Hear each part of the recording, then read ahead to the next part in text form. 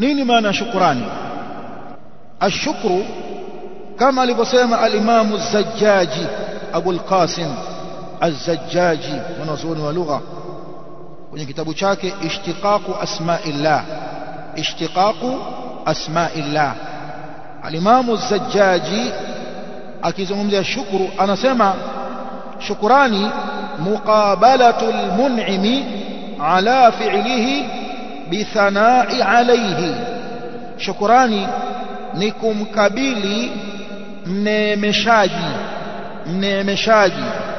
kwa tendo lake la neema, bithana'i alayhi, kwa kumzungumza kwa uzuri, wa qabulu ni'matihi, na kuikubali neema yake,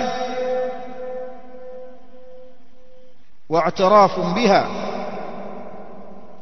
na kuikiri kwamba hii ni neema.